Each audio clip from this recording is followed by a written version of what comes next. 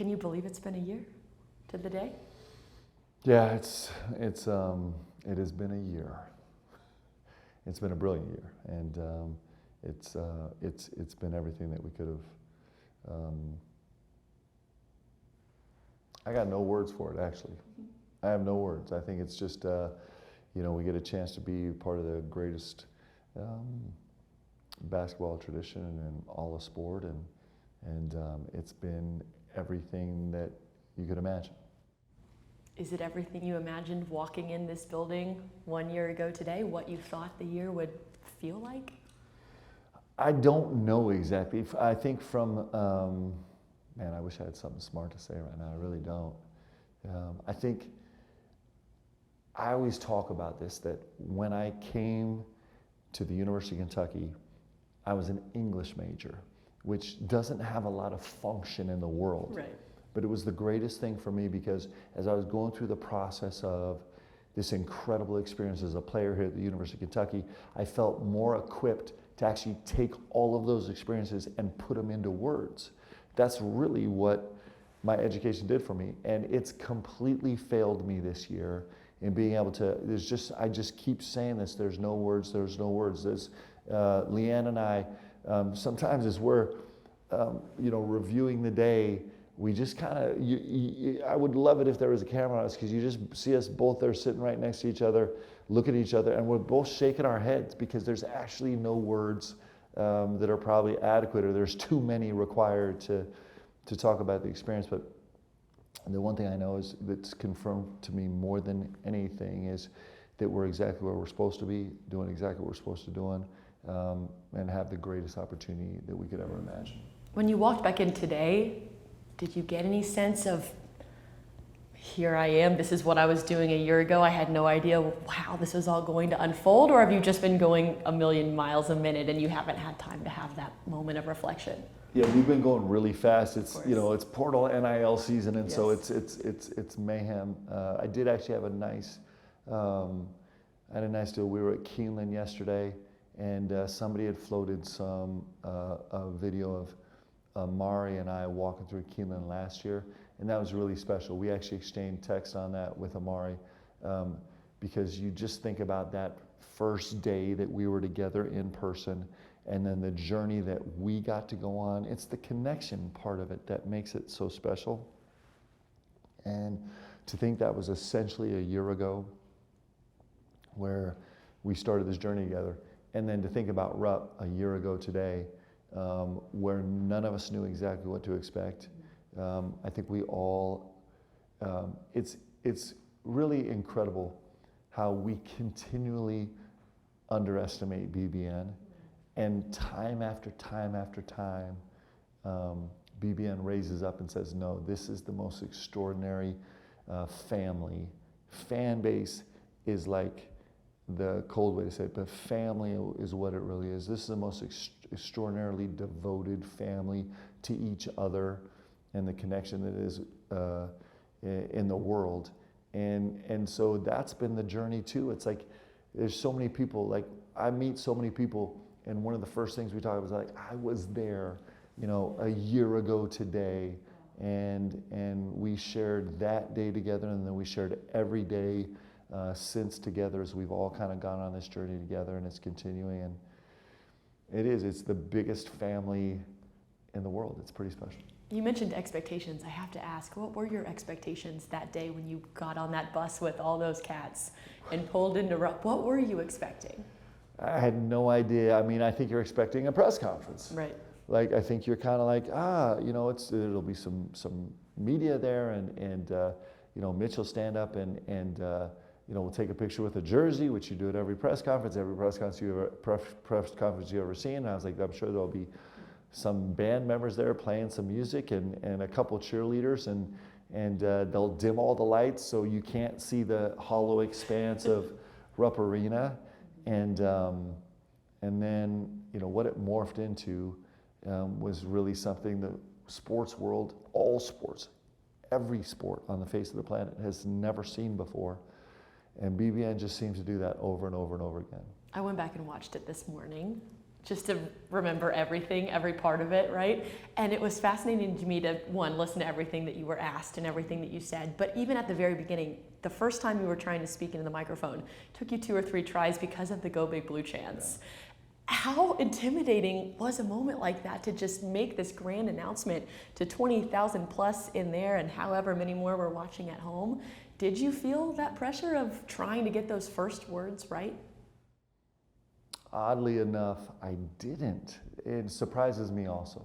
Like I'm surprised by that also. But how do you explain the feeling of walking into an arena with 20 some odd thousand people and being brand new here and all the expectations that come with, you know, following Hall of Fame coaches and knowing that where we're starting from, which is no player, no staff, no nothing, and understanding the pressures here. All those things were real, but the feeling that was overwhelming for me was just like, this is our family. It felt like we were walking into the living room. It's just our family's really big, and we got to share this time together. So I didn't feel pressure. I didn't feel nervous. I didn't feel caution.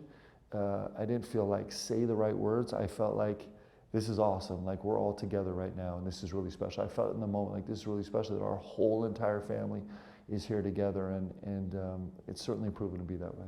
Well, obviously, it's been a heck of a year since then, and I remember that you talked extensively also about playing for the front of the jersey. That's been a theme to the entire year, right? Not just this day.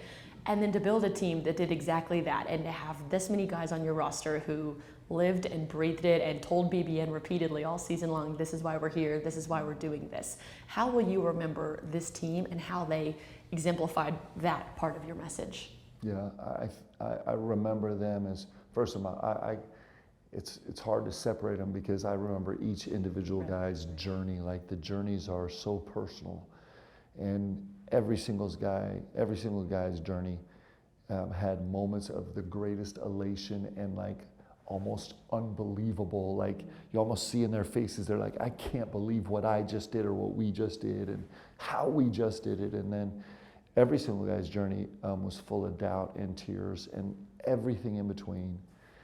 And so, you know, it's fun to trace the journey for each individual player. That's the special thing about being on teams that are this way. I also will remember these guys always as being the standard bearers, the standard setters. One of the, you know, it's interesting because on this day a year ago, BBN gave me the greatest gift that you could possibly want as a coach at the University of Kentucky. And that is they gave me pictures and video of how this place is different than anywhere else in the world, in the sports world. And so that was so key to all of our recruiting. BBN was the most powerful part of our recruiting effort last summer as we were trying to put this entire roster together. And it was also our greatest filter. It did two things. One, it got guys really excited about understanding how different this is, and it also filtered out guys that were going to be in this just for themselves because it gets too big and too intimidating. It does both of those things.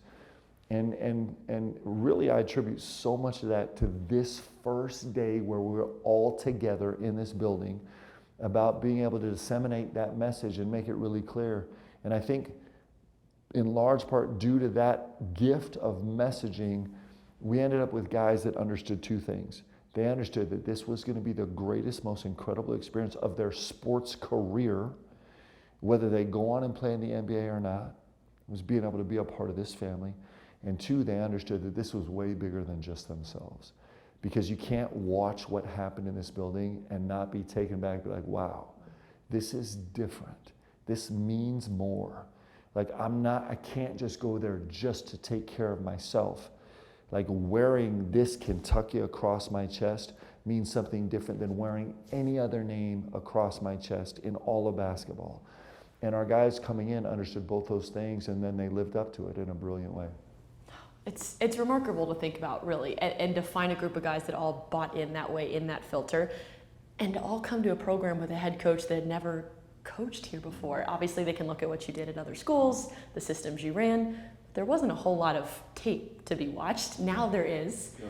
When you're out recruiting this year, this off season, whether it's incoming freshmen, guys in the portal, how does that messaging change now that you do have a year of stats and results in addition to everything you talked about with the fan base? Yeah, so BBN gave us the greatest kickoff gift ever, and then these players gave us the greatest bounce this year. It's been the easiest conversations ever right now recruiting in the portal. It's been two-pronged. One, for our freshmen that are coming in, it's been the greatest confirmation of their decision to come, because they're like, they got to witness it over the course of the season, right? And then for the guys that we were recruiting that we have already signed in the portal, and the guys that we're still recruiting, it's the easiest sell in the world. I mean, when you have your guys after a devastating loss in the Sweet 16 at the post-game press conference, going out on their own and saying, all you transfer portal guys, you don't understand. If you're trying to choose a school, this is the place to go. What were you thinking when you did that? Well, we had just lost, and so you're just full of all these emotions. But I think mostly I felt gratitude that our guys didn't miss the experience of being a Kentucky basketball player. Meaning, not only that they didn't miss it by not coming, but you can come and actually miss it. They didn't. Like, they took it in every single day. They logged almost 400 hours of community service. Like, they were out and like reaching out to this community, and they were taking it like in their heart, their soul. It meant something to represent Kentucky and to join this brotherhood of all the players that came before in this history and tradition. And each of them got to add in the record books, actually, to this history and tradition. And the fact that was on their minds, like all three of those guys up on the podium, like their careers were over. That's devastating. And for this to be such a powerful experience to them, that in that moment of inconsolable grief, for them to be like, yeah, this is a terrible moment, but man, what a ride. I just don't know. I was happy for them that they didn't miss a single moment of this experience, and that already that early on, the pride of what they'd accomplished was ringing true to them. Yeah, I thought about that a lot too. The perspective to have 10, 15 minutes after a game like that really struck me too in a similar way, I guess. You talked about obviously how the messaging changes of going out to the portal now, et cetera. You think back, or I think back, I guess, maybe to a year ago and the kinds of guys you were getting in the portal, and we see a lot of the names in here. We think back to all the great shooting, the offense, how much better that defense got down the stretch. How, or does your coaching philosophy at all get adjusted in some sense now that you have been in this league? You played in the best SEC to ever exist, of course, as part of this too. But are you looking for anything different this year? Yeah, it's an ongoing process. So we actually haven't caught our breath yet. Right. So we got back from our Sweet 16 game. We landed that morning, and I was on a plane 2 hours later recruiting, and it's been madness ever since. That's what the job requires. So we haven't had the chance to like dig into the deep, intensive autopsy that we'll do as we're working into now as we get closer to this portal. Our portal work being closer to done. But we did take in a ton of data during the season and just anecdotal experience and feeling where we might have some gaps, or where we want to be better, or we want to fill out a roster deeper, where we're more protected, or where we might be able to coach our guys to excel even more. So we've certainly brought all of that into our approach in the portal. This league is incredibly physical. It's not just physical on the glass, which is a massive important part, but it's also physical kind of holding and grabbing cutters and slowing down offenses and restricting movement. And it also requires this kind of, one of the things that hurt us this year was we were only 12 scholarship players in, and just the injuries hurt us. And so trying to have the experience and the depth on the roster where we can kind of manage that. The size of our roster, the length of our roster is becoming, more and more apparent. So all those things factor in. Our style of play will probably evolve. I hope it evolves. It needs to, and get a little bit better. So all of that data is kind of seeped into kind of where we've been in the portal. Also, this increasing understanding of what it requires of you to be a Kentucky basketball player. Our guys were so great at it this year, and so just learning about the guys we're recruiting. It is speed dating in the portal, and so there have been so many guys that we start down the path with where we can see pretty quickly. It's like, you know what, this player might be a great player, and it might be, you know, they're going to have great success in college, but they're probably not exactly the right makeup to do what we do here at Kentucky. And so there's so much that we're taking into this process of working the portal. I remember before the season last year, we talked along these same lines of all these new guys. We didn't know anybody who was coming in to this roster. And I was fascinated by how many seniors you got with 1 year of eligibility left who wanted to buy in, who all shot 40+% from deep, and were all willing to take potentially fewer shots on a team with that many other shooters around them. This year, I assume will be similar in that way, but the front court so far is what's really caught my attention in terms of, like you mentioned, the depth. What's been the pitch to some of those guys to come and share minutes in this experience? Well, BG has been the catalyst of that whole thing. You know, he's the only returning player in the front line, and he had Brandon Garrison had an incredible experience. I could tell you 100 different stories, but when Brandon was coming here, you know, he had at his former school, he had been there kind of as the only healthy frontline player on the whole roster. And so there was, as a freshman, there wasn't anyone to really learn from. There was no example. There was no one to compete against every day in practice. And so he came here knowing that we're bringing in a super senior, it's Amari Williams, and knowing that he was going to have a huge body competitor to compete against every day in practice. What he didn't know that he was going to get the greatest big brother of all time. And watching Amari and Brandon Garrison's relationship during the course of the season was so special. I'll never forget, we're walking out, it's after we won our second round game, after we beat Illinois in the NCAA tournament. And the NCAA in the locker room, they put up all these placards and then let the guys take them, hashtag March Madness, whatever. So BG had grabbed one and put it in his backpack where it was definitely going to get broken, right? And so I'll never forget, I had just finished meeting, I'm walking up to go back in the locker room, and these guys are walking out, and BG walks out, and everyone's so happy, he's so happy, and Amari's walking behind him, and he just shakes his head, and he gently takes it out. He's like, BG, carry this, you're gonna break it, right? And that's just a tiny little example of what a great mentor and big brother Amari was to BG. On the court, off the court, learning every part of it, dealing with the emotions that come with doing this. And so the most important piece of building this front line for next season has been Brandon Garrison, who learned so much and now is so excited to kind of take on that mentorship role and be here for year two. When he came, we talked about a 2-year plan, and so he's you know, I left the gym and he's in there working incredibly hard right now. He has huge goals and ambitions, and he knows how important it is to have great players around him on the front line, and so he's been a huge part of recruiting these guys, assembling this group, and he's going to be a huge part of leading this group. And I would assume same for those freshmen who could come back now with a year under their belt and who have experienced this and who, because of the injuries you mentioned, played a lot of minutes this year. What are you looking for from them? It's going to be really fun for those. You know, this will be our first year, too, where we have anybody returning. Right. And it's going to be really fun for these guys, because what they don't know is that even though we have recruited veteran guys out of the portal, those guys are brand new.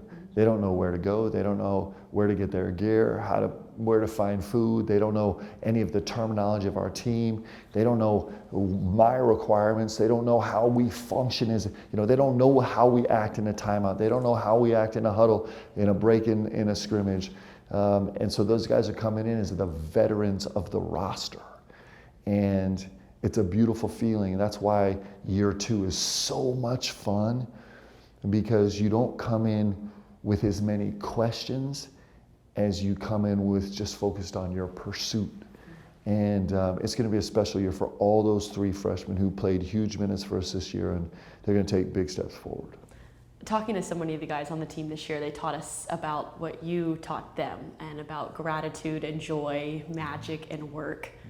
What did they teach you this year? Ooh, man.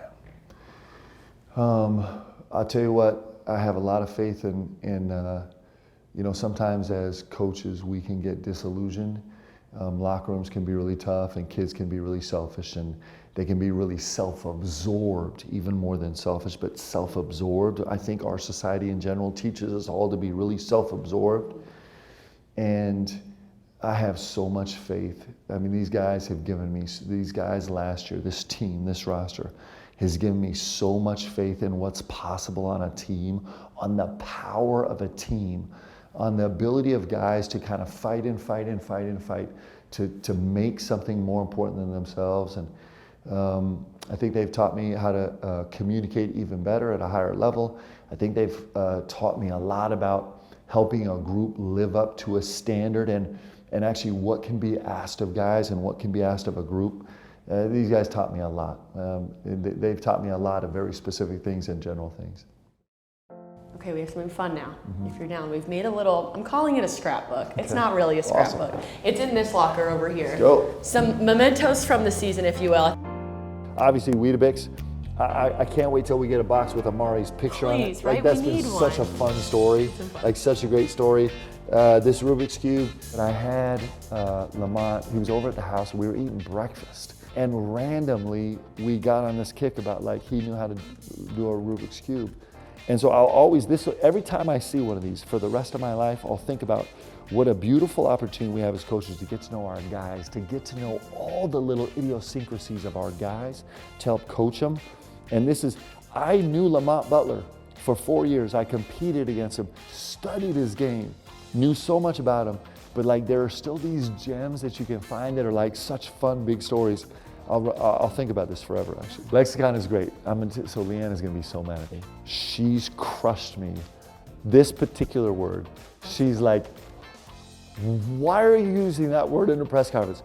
Nobody knows what that means. She's like, I don't even know what in fact, this has become a joke between the two of us. She's like, oh yeah, your lexicon is so great. It's actually delightful. Well, you can keep this one, and you can give this to Leanne for us. Leanne, I'm sorry, I love you, babe. If you don't mind, I'd love to speak a little bit about Leanne and your girls. What's it been like to welcome them into this family? I mean, there's just no words again, right? So Nothing in the lexicon. Yeah, exactly. Yeah, I get it. So you ask so much of your family as a coach, and there is no bigger challenge than bringing a family here. The girls are under a microscope. Leanne is under a massive microscope. They moved all the way across the country. They come somewhere that they've never lived before, that they don't really know. They know it from afar. And the move and the friends and it's so much. Could you have a better gift than them for them to walk in a Rupp Arena and this new family to be so unbelievably graciously welcoming? And then I'm telling you, as like diehard Taylor Swift fans, like my girls were in the throes of that at the moment, and then it was multiple people that kind of ran up to them and wanted to give them friendship lace, and just like that's you think about the Rubik's Cube is symbolic. Those will always be really symbolic to me about this family that we have in Kentucky. So much so that the Polk girls now we went out and got, I think, 10,000 friendship bracelets that they get to hand out now. They've had so much fun doing it. It's like they're in the family. This is from the year you won a title. So great. That's the year. I remember these for sure. This was last year's version of it. So good. A lot has changed between these two buttons. Yeah. A lot has changed, and then in some ways nothing has changed, right? And it's still the greatest basketball place with the greatest fan group, with the greatest family ever. I love hearing you talk about when you played here and how much it changed your DNA. To think back to this past year, has it changed it anymore? Ooh, yeah. Wow, that's a great question. Yes, we're getting stretched just like our players in ways that we couldn't have possibly predicted, and we're building relationships that will last forever. And we just have this overwhelming feeling like there's not enough time, right? We're on the clock about doing this job justice. So this is what I'll say, okay? And I hope I don't get in trouble, but this is Kentucky, this right here, okay? This is why this is so beautiful, because for some reason, some beautiful, beautiful reason, Kentucky basketball is a connection point for all these people. Byproduct, not just this family or friends or whatever we have here, but they're somehow connected to all these people here and all the people of BBN around. And for those people that are by themselves in this picture, they're still connected to all of BBN, right? They're a part of this whole thing, and they're connected to us and connected to our players. And I don't actually know why everyone in the world is not a part of BBN. We're taking all comers. Let's go.